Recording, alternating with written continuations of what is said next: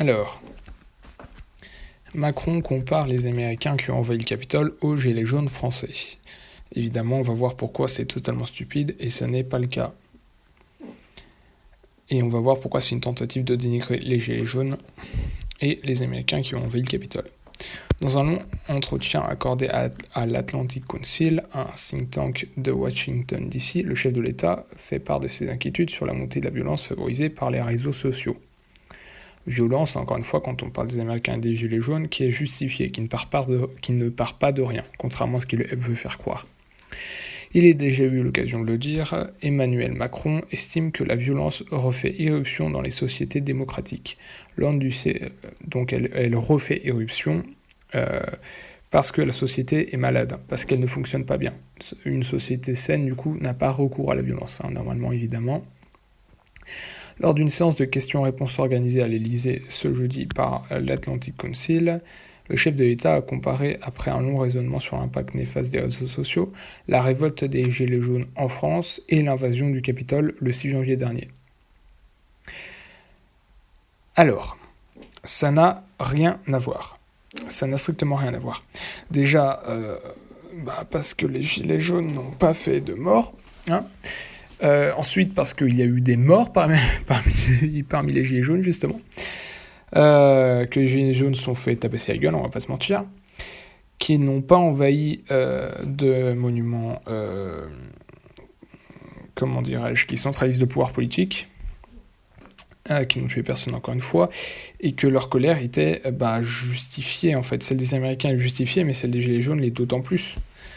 D'autant plus parce qu'ils n'arrivaient pas à vivre, ils avaient des dépenses inutiles, mais il n'y avait pas que ça en fait. C'était aussi la revendication du référendum d'initiative citoyenne, et c'était aussi le ras-le-bol de plein de mesures stupides qui ont été prises en place.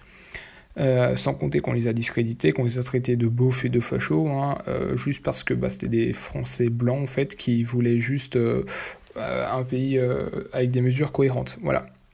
Là où aux États-Unis, ils manifestaient surtout en fait contre la non-élection de Trump en fait. Et encore une fois, c'était justifié pour eux parce qu'il y a eu de la fraude, mais ça n'a rien à voir. Les deux manifestations n'ont rien à voir. C'est extrêmement malhonnête intellectuellement de comparer les deux.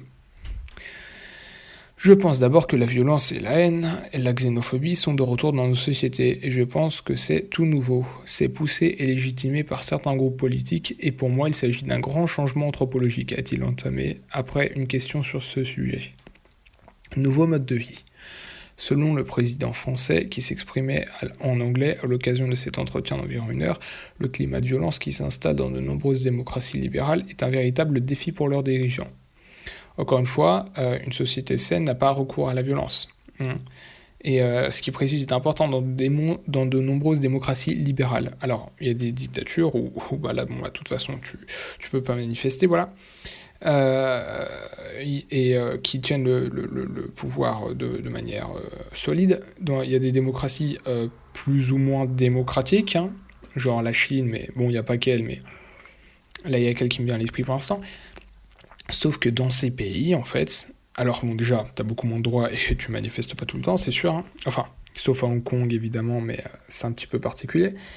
Mais néanmoins, du coup, vu que c'est pas libéral et vu que, généralement, du coup, c'est beaucoup moins à gauche, on va pas se mentir, mine de rien, elles font quand même beaucoup plus de trucs pour leur peuple, en fait. Et elles prennent pas des décisions un petit peu merdique, j'ai envie de dire, ce qui est le cas des sociétés libérales, parce que les sociétés libérales, t'es beaucoup plus libre, donc c'est beaucoup plus sympa, c'est la paix pour tous, et voilà, mais du coup, t'en viens à négliger ton propre peuple, donc forcément, ton propre peuple se révolte. Donc c'est le fléau des démocraties libérales. Attention, moi j'aime bien les démocraties libérales, mais le problème c'est que soit t'es autoritaire, généralement, le peuple se plaint pas trop parce que tu t'occupes de ton propre peuple, soit t'es libéral, mais du coup, t'as tendance à t'occuper de tout le monde et pas forcément de ton propre peuple, ce qui est dommage. Une démocratie libérale qui s'occuperait vraiment du bien-être de son peuple, et attention, j'entends vraiment de son peuple, genre pas des immigrés, pas du monde extérieur et tout, mais vraiment qui prioriserait son peuple, il y aurait beaucoup moins de violence. Voilà. Ça, et le fait qu'il faut qu'il y ait des sanctions aussi beaucoup plus sévères. Alors, il y en a, Pour les gilets jaunes, il y en a eu, hein. Mais par contre, encore une fois, vu que c'est libéral, tout le monde est gentil, tout le monde est beau, et les pauvres petits dans les cités. Donc encore une fois, il n'y a pas de sanctions dans les cités, et c'est dans les cités qu'il y a beaucoup de violence. Voilà, mais ça, il ne le dit pas évidemment, hein. Il n'y a que les gilets jaunes qui sont violents, bien entendu. Alors, sur le président français, qui s'installe dans de nombreuses démocraties libérales est un défi pour leurs dirigeants. Emmanuel Macron estime que les réseaux sociaux, en faisant la promotion de vocables durs et du conflit, ont changé la nature de ce qui devrait être le débat démocratique d'après lui. Encore une fois, je viens d'expliquer, il n'y a pas de débat démocratique parce que dès que tu dis quoi que ce soit, tu es traité de facho. Les réseaux sociaux, en fait, ont juste montré le ras-le-bol des gens, qui a montré aux gens que en fait ça n'allait pas et qui a aussi agité leur propre ras-le-bol. Est-ce que c'est mauvais pour autant ? Bien sûr que non. Bien sûr que non.